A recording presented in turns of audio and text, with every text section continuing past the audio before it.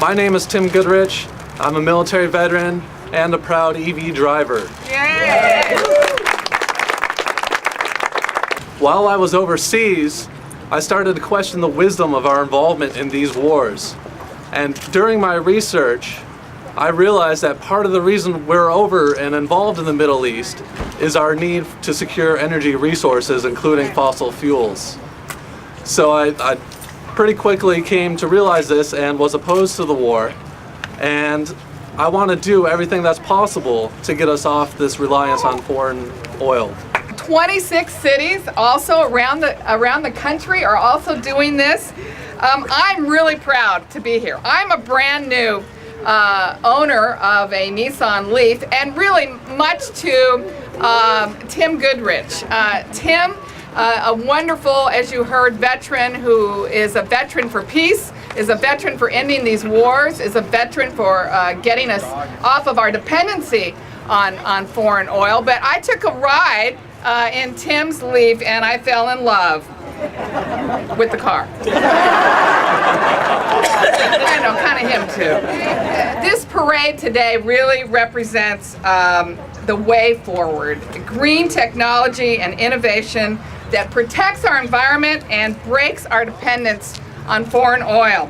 A real shift is underway, as you can see today. Change that just won't necessarily just clean up our skies in this entire region, but it will really begin to roll back the threat of global warming. A culture built around the independence of the car has kept us tied to a lot of unsavory things, and not just skyrocketing gas prices, as Tim talked about. And I am seeing this in Congress. I am seeing this in Homeland Security. You know, that this dependence on gasoline has kept us entangled in some of the most unstable parts of this world. It's wonderful to see all these wonderful cars with plugs. I'm glad that we allowed everybody to come. It's not just pure electrics, but cars with a plug, because that's great. I have a wonderful RAV4 electric that I'll have 10 years come February. It'll be 10 years and 94,000 miles. I've had a RAV4. You cannot make gasoline in the roof of your house, but I happen to know you can make electricity, because I'm doing it. Yes. And so for the people who have the ability to do that, to put solar on the roof and charge your car, then it becomes not just clean at the tailpipe, but 100% clean. But lest you think your electric is not clean, just plugging in the wall, it is very clean. Why? Because off-peak charging is a very good time to use electricity. It's a very green time to use electricity. You can control pollution much easier at one power plant than you can a million tailpipes. 25% of the gasoline you use driving around LA or any big city, you stopped. You're not going anywhere. All those efficiencies together, every study I've seen, every credible study with people with PhD after the name, it's 95% less pollution just plugging it into the wall. How many wind turbines can we build with $350 billion, which we spent last year, I believe, on foreign oil? 15 of the 19 hijackers had Saudi passports. Wonder where they got the money to do the bad things on 9/11. I wish I could follow the trail of where that money came from. It came from oil. We got to stop doing it. It's in our interest of our national security. Over 10 years, many of us, and as new people come, you end up in the big argument about electric cars. It goes on forever. It goes on forever and ever and ever. You talk about coal and range anxiety and plugging in, and what are we going to do with our cars, and what happens to batteries, and it goes on and on and on. And what changes people, the reason is no matter how smart you are or how drunk you are in a bar, you don't want to lose your argument. So everybody leaves, they go, oh yeah, they were really drunk, or they were too smart, but I know what it is. And what changes people is, of course, is experience and emotion. And so that's why we sort of took the tack of making films.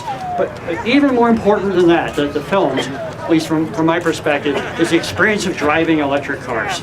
Because once you get into a car, you plug it in for the first time, you may not be convinced, it might not be for you, but I'm telling you, as we know, once you have it, you go, oh, I get it.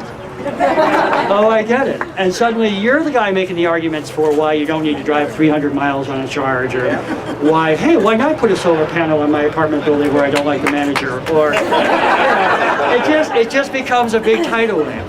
So today, to be here in front of almost 200 electric cars that you can drive and that you can have your friends drive and that people can go to showrooms and plug in and they can get it. This is part of the real revolution going on, and I'm just proud to be a part of it, and love all you guys so much. So thank you.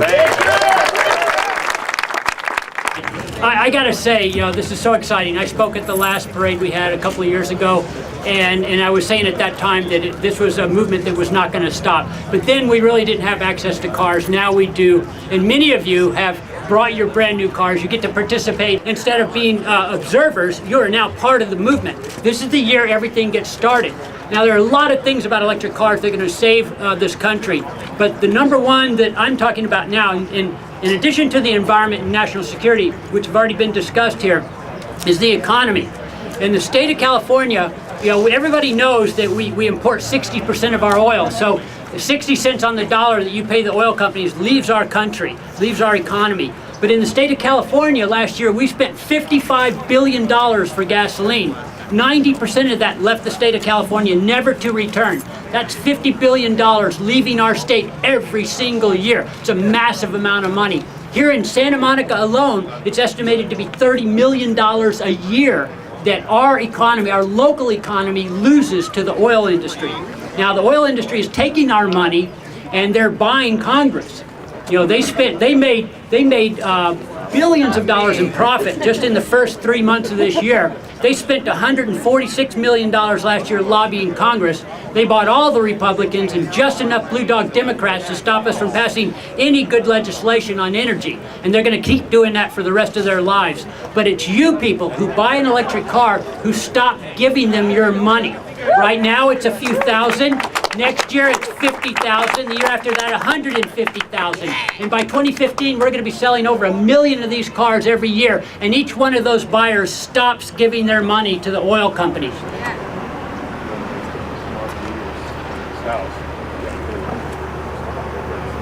62 miles, EPA rated, 112 miles MPGE, most efficient car in the United States. We're talking about the tsunami and the disaster in Japan, and we're all very sad. One of the things that Mitsubishi Motors did is we gave 90 all-electric vehicles to the disaster relief program. Because of the problem with infrastructure at that time, all the gas stations were devastated, and the easiest thing for the Japanese government to bring back up was the electrical infrastructure. So they brought the electrical infrastructure back up. They put quick charge stations in strategic areas, and all the government officials, the doctors, were able to use the electric cars to go and treat the people, take care of the people, and get them the aid they needed. We are from Encino, and we have 4,500 miles so far. I use it as my commuter car, so I teach at Santa Monica and Glendale colleges, so I commute about between 40 to 50 miles a day. So it's perfect for me, and I love it. 100 miles. 100 miles out of it. That's for delivery? Yes. Downtown Fleet has two. These are the first two we got. Getting 100 miles with the weight that it carries, you get a lot. And then saving on fuel and getting all the customers taken care of. It makes it really nice, A lot of savings. No maintenance. No oil changes. You don't have to fuel up anymore. There you go.